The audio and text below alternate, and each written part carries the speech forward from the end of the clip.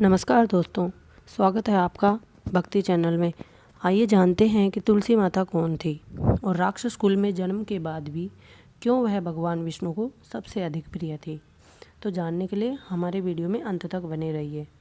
जय तुलसी माता की। कार्तिक महीने के शुक्ल पक्ष की एकादशी पर भगवान विष्णु के शालिग्राम रूप और माता तुलसी का विवाह किया जाता है।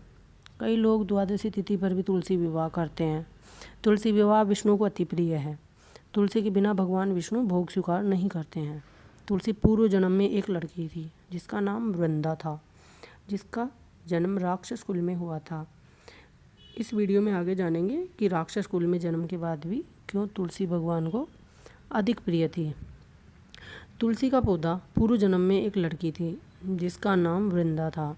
राक्षस कुल में जन्मी यह बच्ची बचपन से ही भगवान विष्णु की भक्त थी। जब वह बड़ी हुई तो उनका विवाह राक्षस कुल में ही दानवराज जालंधर से संपन्न हुआ। राक्षस जालंधर समुद्र से उत्पन्न हुआ था। वृंदा बड़ी ही पतिव्रता स्त्री थी, सदा अपने पति की सेवा किया करती थी। एक बार देवताओं और दानवों में युद्ध हुआ।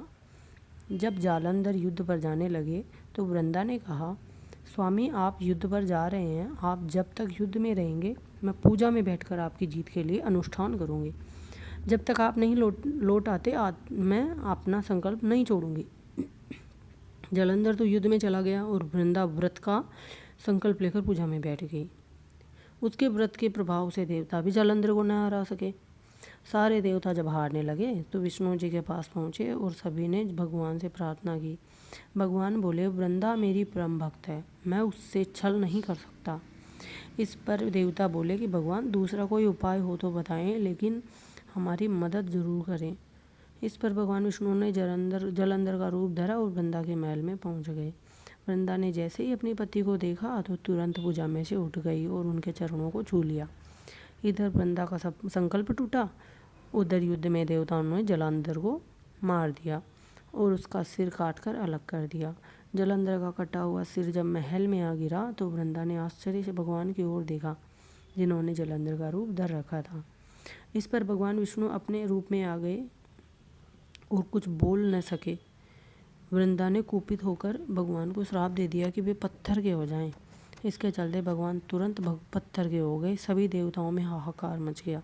देवताओं की प्रार्थना के बाद वृंदा ने अपना श्राप वापस ले लिया।